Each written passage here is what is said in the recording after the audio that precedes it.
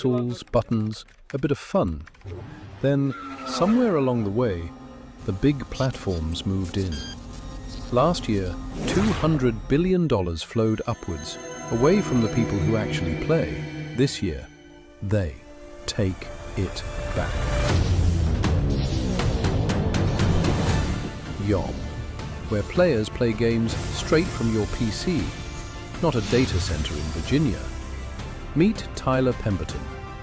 Yes, this looks dramatic, but he's perfectly fine. Tyler's offline. His PC isn't. 47 players streaming from his GPU right now. Even AFK, Tyler's rig is pulling its weight. He's making money in his sleep. Maybe this is what happens when gamers finally take control of their own world.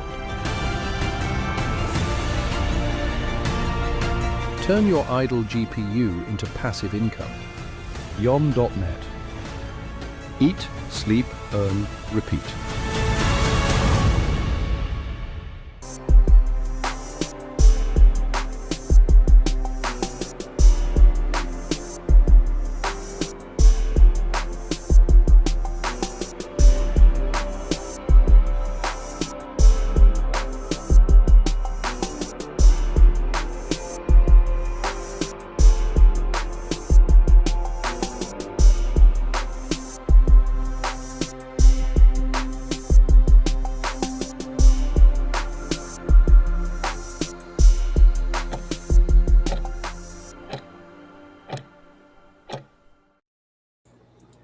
Good afternoon and good evening.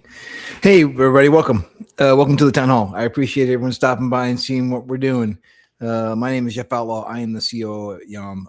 I'm a small cog in a much larger wheel. Let me see if I can get this thing better. There we go. So if you're finding us for the first time, I'll do that whole introduction that I do at the beginning of every broadcast. We'll talk a little bit about the gaming industry, where we see it going, what our part to play in the gaming industry going forward is going to be, how there's so much going on. I mean, there's so many things changing. Technology is helping us out in so many different ways, and we've built what is really going to be it really is the fastest network out there because we're distributed. We're basically computing at the edge, where it's going to become more and more apparent that edge compute is super valuable. We already know that GPU cycles are very valuable. We see data centers popping up all over the world. People are spending billions of dollars building these data centers because of the need for GPU cycles. That model where they build a big building and then stuff it full of equipment is problematic in so many different ways, right? It's bad for the local environment. It requires a lot more energy because now you've consolidated all that heat generating equipment into one space, and now you got to cool it. You've got all the disruptions to the local grid, the local water supplies. I mean, there's pushback. I got news all over the place from all the different pushbacks that is happening on these data centers being built. But technology is moving very fast, and we're finding that more and more of the larger companies, NVIDIA included, are realizing that the right way to do this is to have a small unit and distribute it to the edge, which, that's a part of what we're doing as well.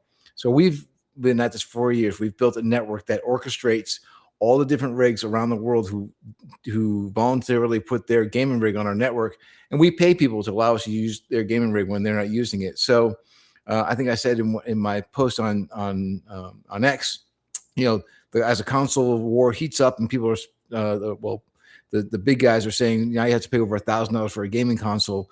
We actually have a system that actually puts revenue in the hands of gamers as opposed to draws revenue away from them. Talk about all that stuff tonight.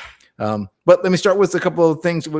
So we usually start these broadcasts. We share some images of our mascot, or actually things are changing. So let's talk a little bit about that as well. But Walter, our mascot is this ape named Walter. This is not really a great representation of Walter, but I do like the whole energy of this image, so I'm going to bring it up. Thank you so much, DX888. I featured this one on Wednesday. But I was, if you didn't tune in on Wednesday's town hall, I hit the mute button for the first 7 minutes, and it was just silent. And people were like, "Hey, your microphone's off." So anyways, I want to make sure that I give these guys their proper due. Thank you, DX888, for this image here. Everyone should follow that account. And then this one as well. This is actually much more Walter-esque to us. Walter is a rust-colored gorilla with a white T-shirt and blue round sunglasses, blue jeans, and we say he's slightly overweight because that's what gorillas are. But he's been representing the YOM brand for years now, and we like the idea that Walter is this very calm and collected, and he accepts the inevitability of distributed networks being the future. But there is a change happening. Oh, thank you very much, EB. I appreciate this version of Walter. But Walter is going to exit, and you're going to be hearing more and more about Walter.gg in the coming weeks. We have got it is a branch from YOM, where YOM is our distributed network. It is the infrastructure that powers not just gaming, it will also power AI. Every time compute needs to happen at the edge, we're talking about robotics and AI compute at the edge, as well as gaming and the low latency gaming necessity of low latency for gaming. That's what our network can handle. But the gaming aspect of things in its concentrated form, for anybody who likes to game, we kind of want to give that its own space so that it can attract not just the Web3 folks, but people in the traditional gaming space. Everything that's exciting about gaming is going to happen over there. And it also acts as a test bed for what our technology can do. Like I said, we're working on many more plans. This has been going on for, about 6 months now, but we're getting ready to launch the whole thing. So I'm going to tease it today. There have been some speculation in our community about what does this mean for YOM. Are we losing Walter? No, we'll still stay very close to him. But he is going to be much more visible over there than here. And here at YOM, will we have another mascot? Probably not. I mean, we're a technology company who have built the fastest network that exists. Does that really need a mascot? Maybe, but I don't necessarily think so. I think that it does very well to just be that technology company. So again, more coming on that in the future. And if you're tuning in and part of the community and like, hey, he didn't answer all of our questions, that's because I like teasing people, and there's going to be more to come. I do a town hall. Let me get this out of here. I do a town hall every Wednesday evening and also on Friday afternoons. And Wednesday evening, I really spend most of the time talking about the gaming industry and the things that are going on there. And there's a lot of news there. On Fridays, I try to spend more time talking about our project, answering questions from the community, giving an update from the technology side.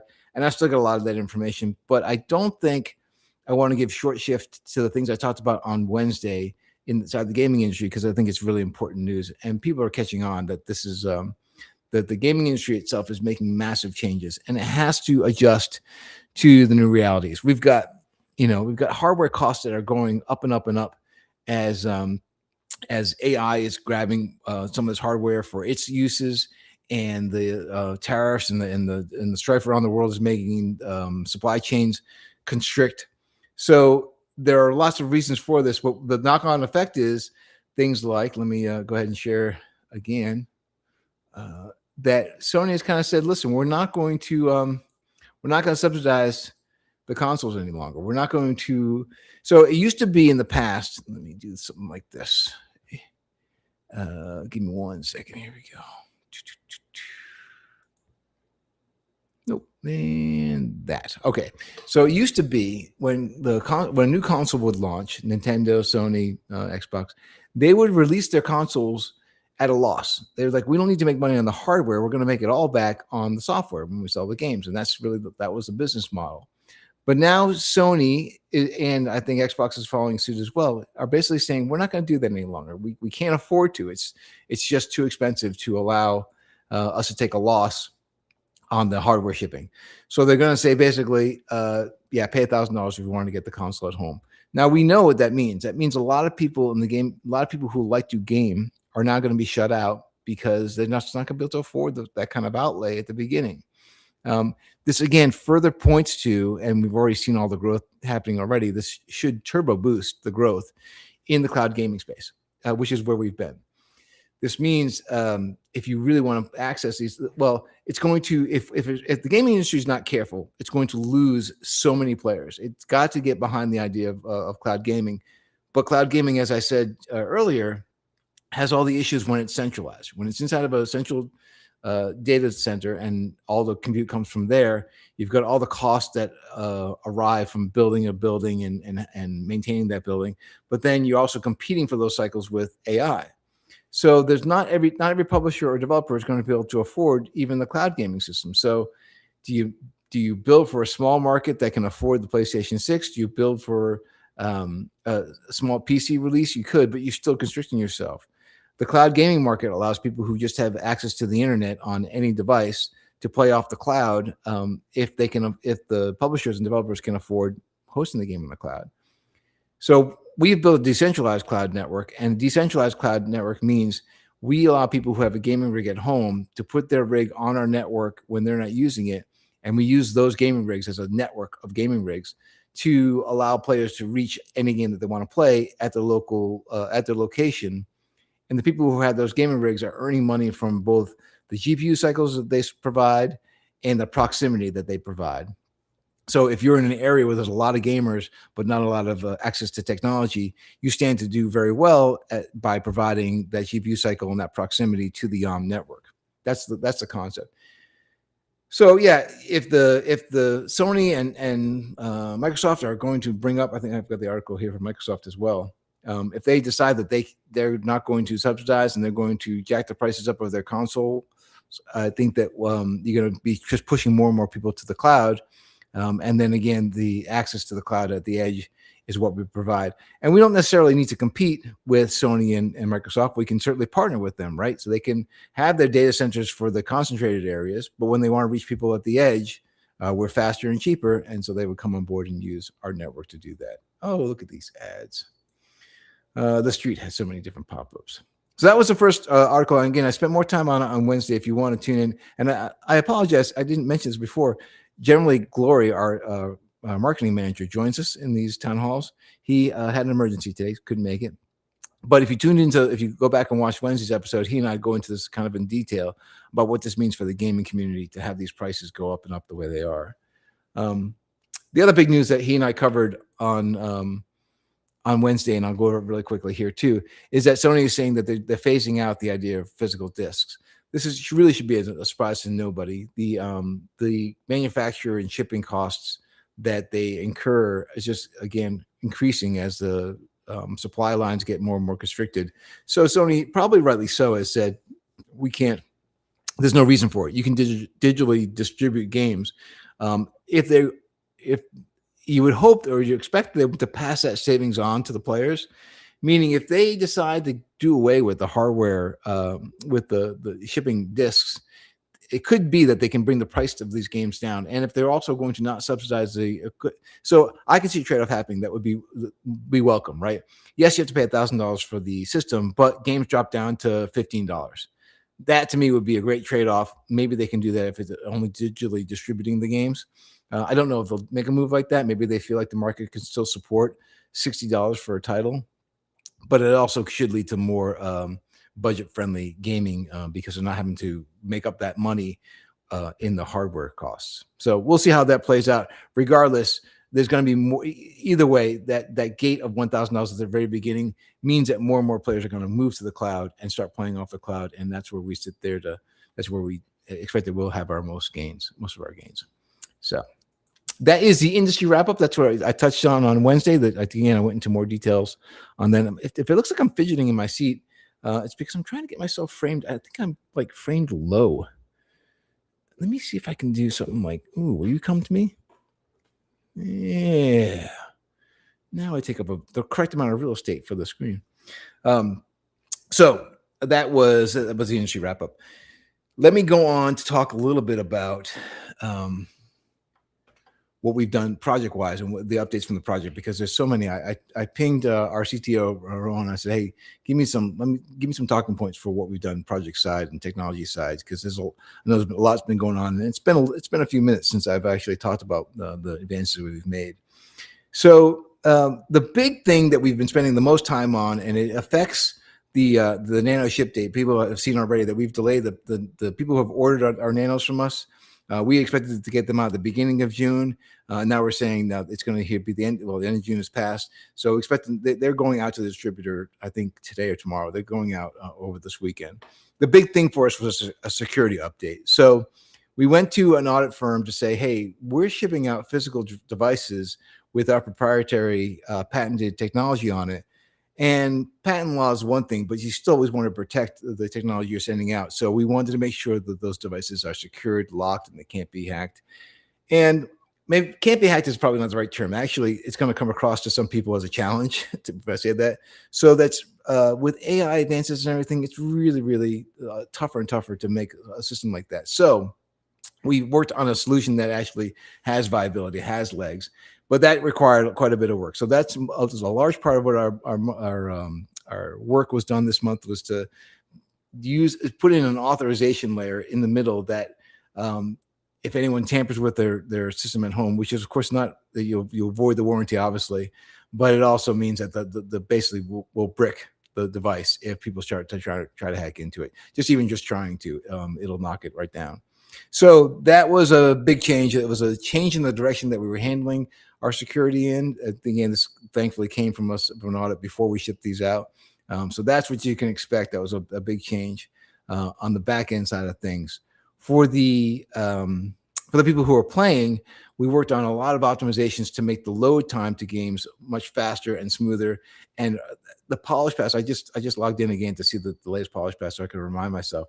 So many nice things for the login now that happen. It shows you, what your speed is to the node you're logging into, where a location in the world to you, relative to you, that location is that you're logging into. It gives you a lot of good metrics. So as you're making that, it used to be like just the YOM logo and a spinning wheel saying loading. And that we wanted to make that much cleaner experience. So there's a lot that's been added there.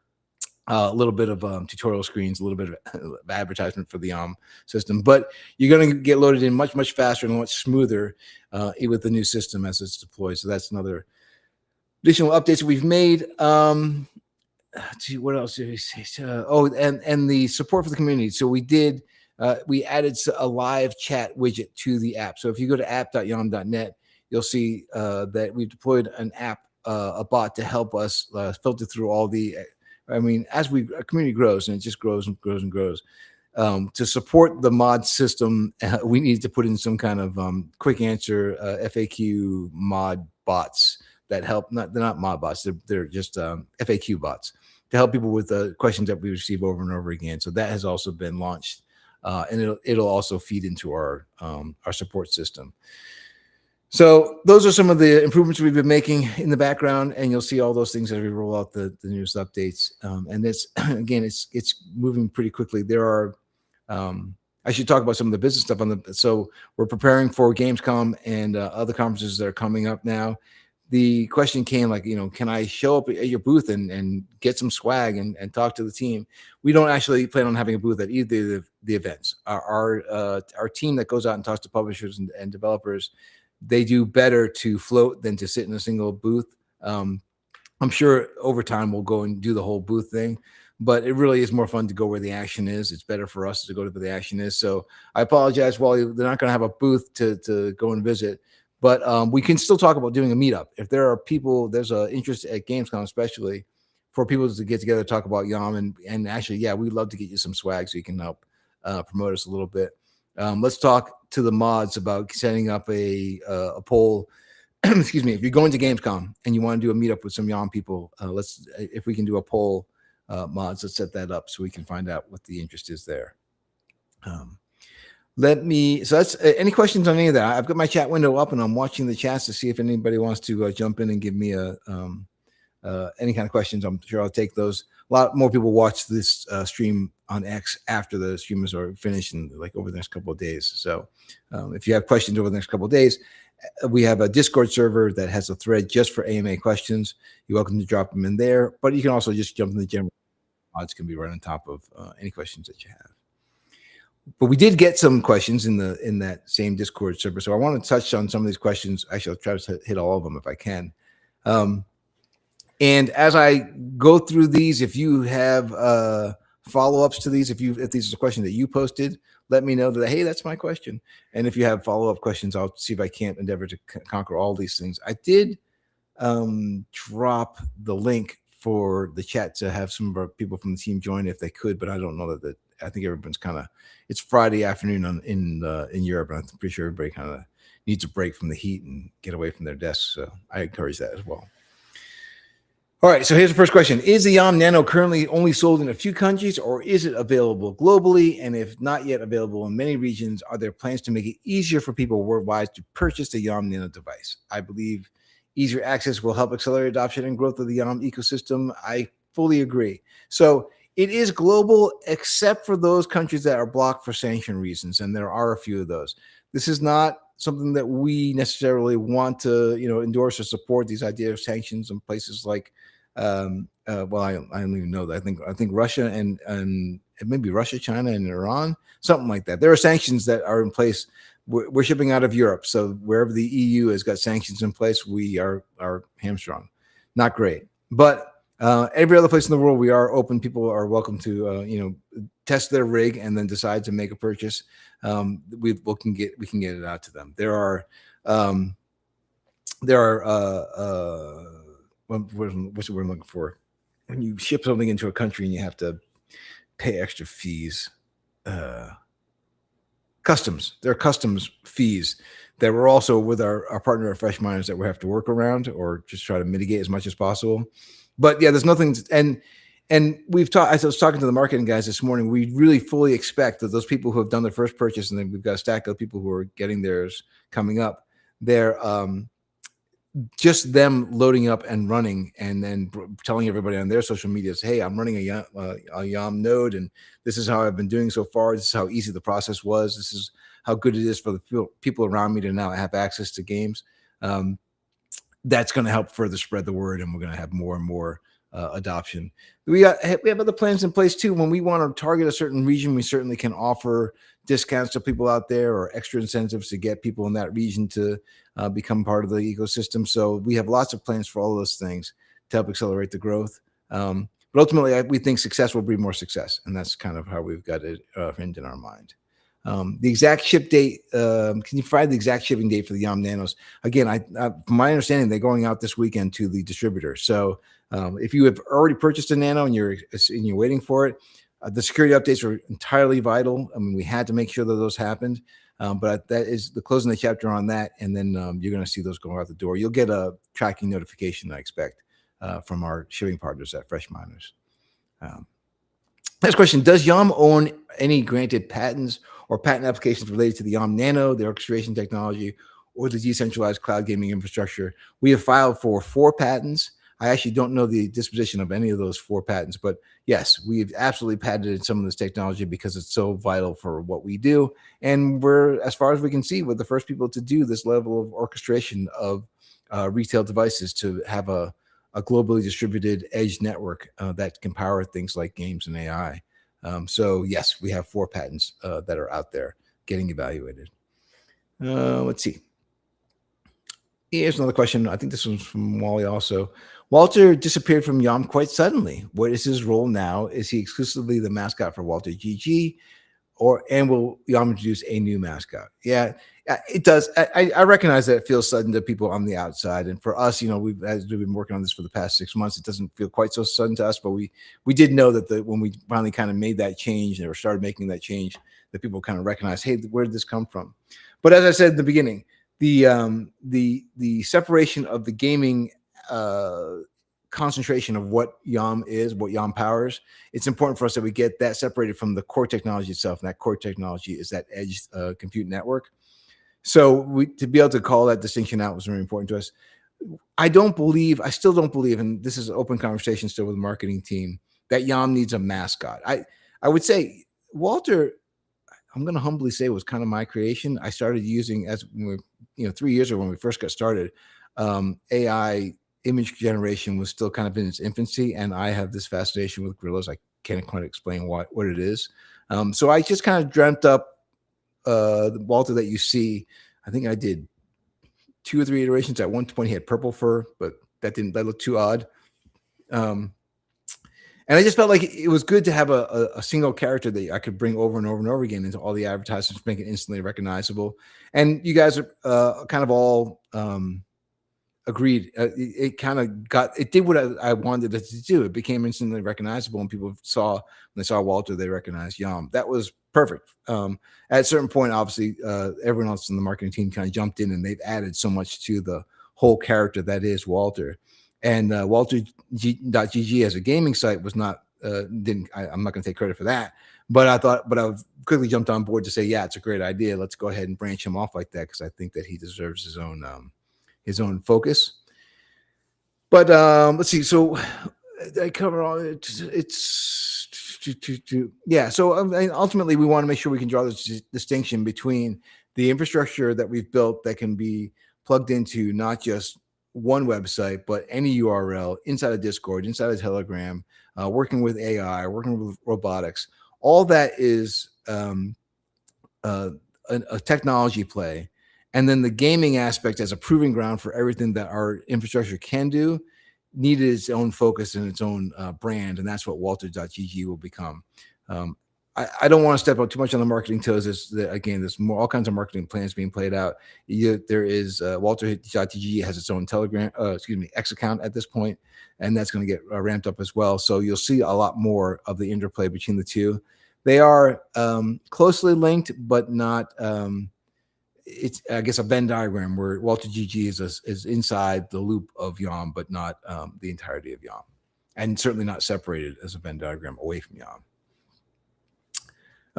Okay, now, what is the reason why Glory has not been added to the team page? There's no reason except for time. We've got priorities.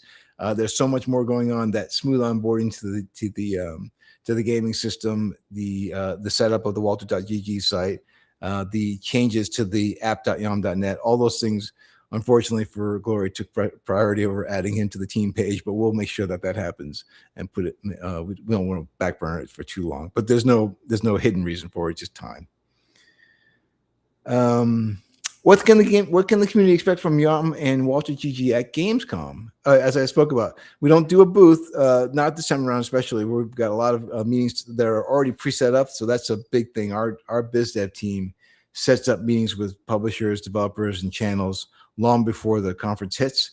And so manning a booth is just a spend that we don't necessarily need to make at this time. It's just much more exciting to go to where the action's at.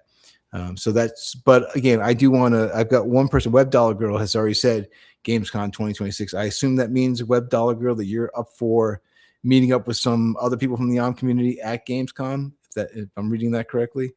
We'll get the mods to kind of put a poll out there, and we'll see if we can't. I mean, you guys are welcome to self-organize. Don't wait for us, go to the sounds of the guns. If you guys want to arrange a meetup, please feel free to do that. I think it'd be nice to be social and kind of talk about YOM outside of us, but we can, if you can arrange a time, we'll make sure that we get somebody from our team to show up and say hello and talk to you guys about it. Is it correct that a Walter.gg press kit is not yet publicly available? I pinged the marketing team about this morning, and they said that we do have marketing material. We may not have it set up as a easily accessible kit right now, but I think people want to create their own content for us. We really should get that up and published and available to everybody. So we'll work on that and make sure that can happen. Can you explain the relationship between YOM and Walter in simple terms? No, I can't. No, I guess I can. I think I just did, right? Is it fair to say that YOM is infrastructure while Walter.gg is a first product built on top of it? Yeah, that's pretty fair to say.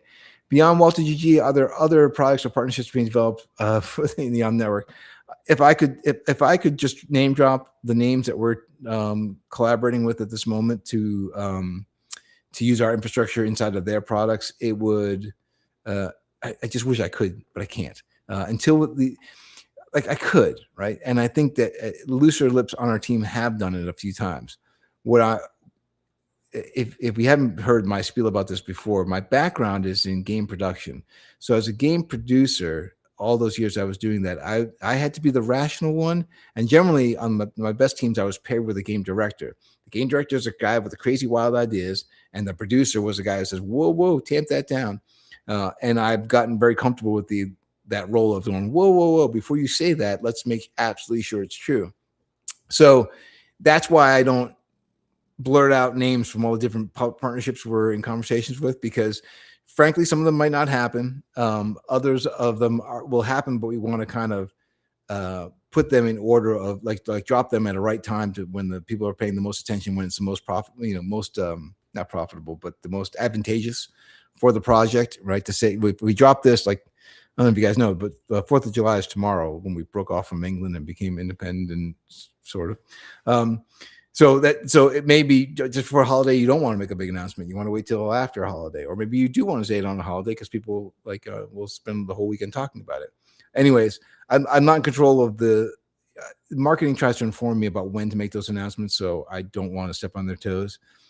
But I'm fairly excited by at least 3 of these names that everyone's going to go, oh, that's a big deal. These aren't necessarily games, but they're people in the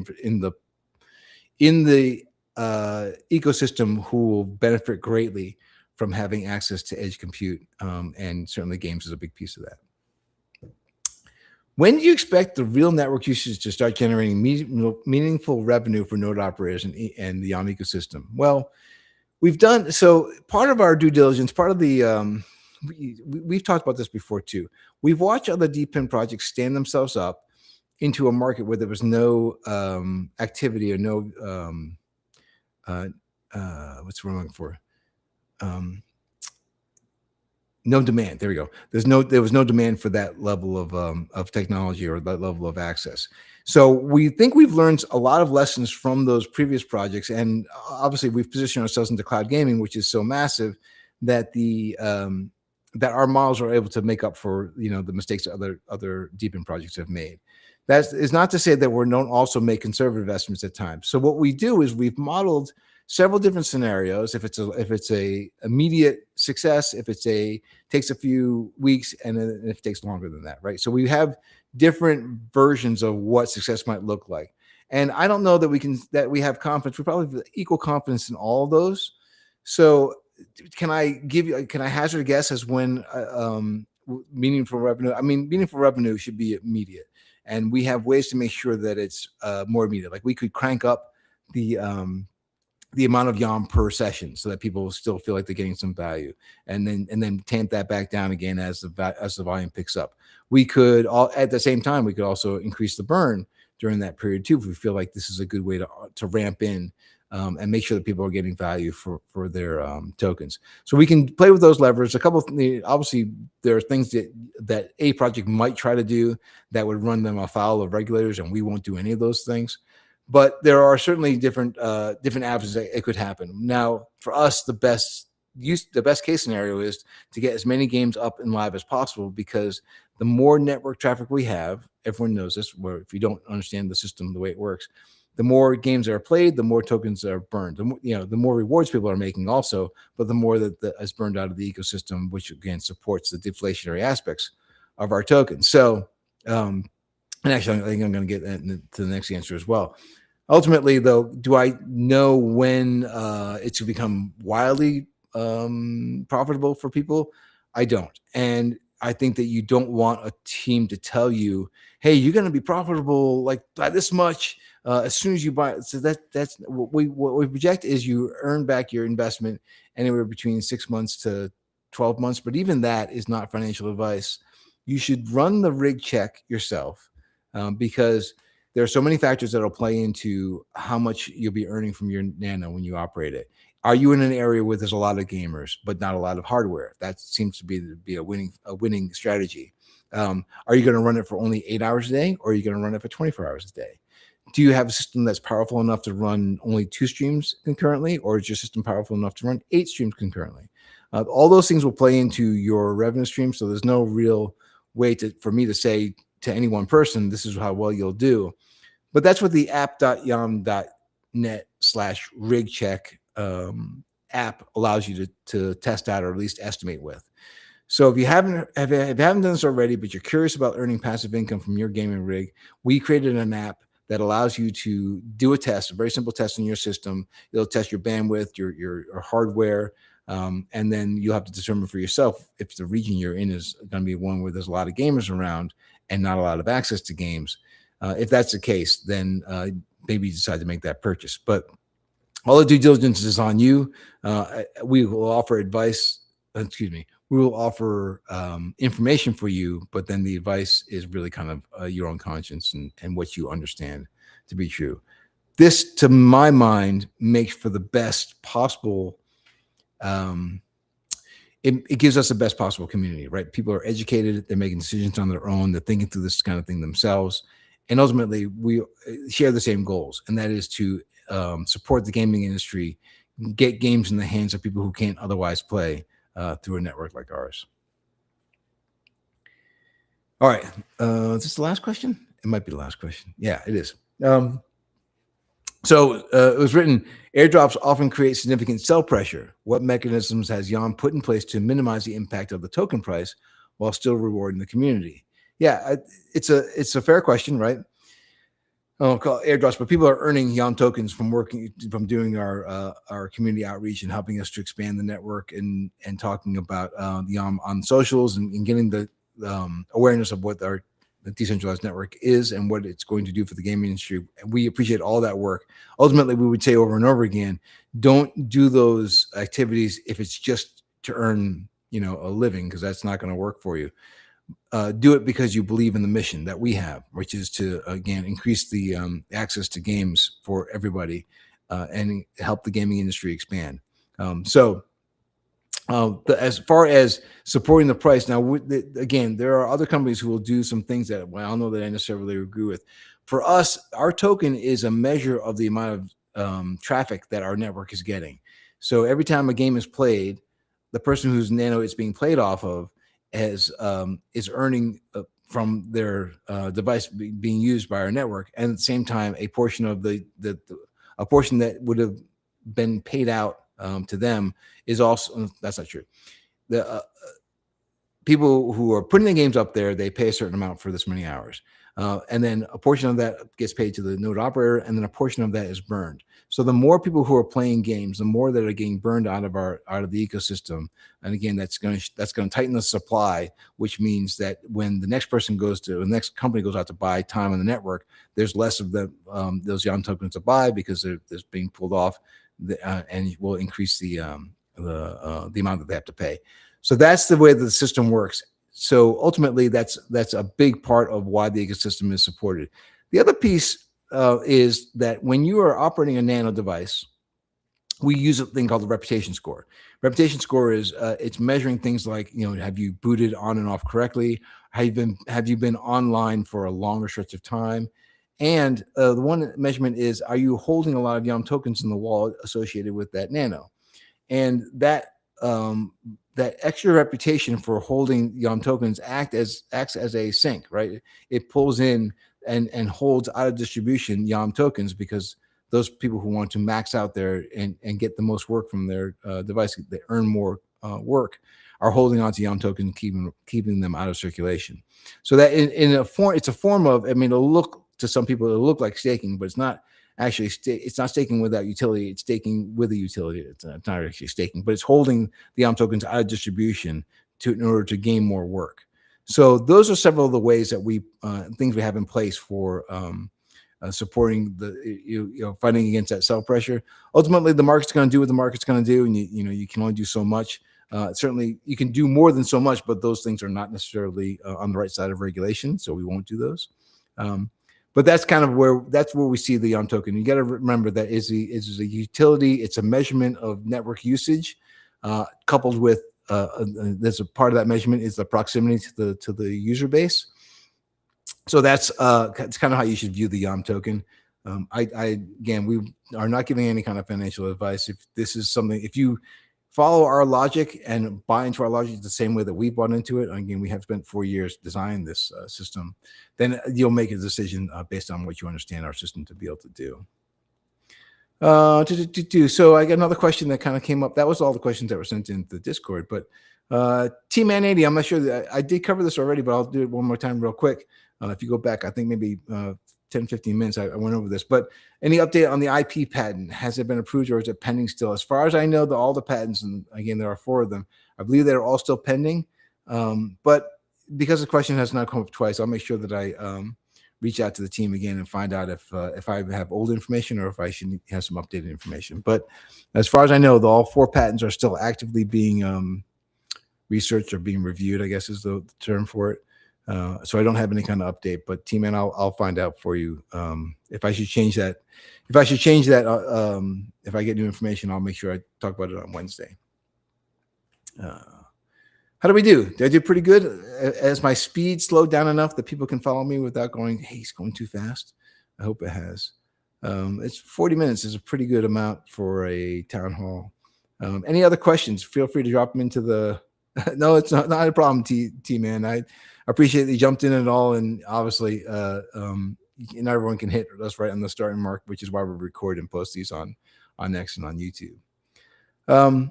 Let me reiterate again. Our whole point for our whole point for this network is we know that gaming is going to get more and more expensive, and because of the cost of hardware, and we don't want that to happen. We don't want people shut out of the really the best form of entertainment. If you think dollar for dollar, you could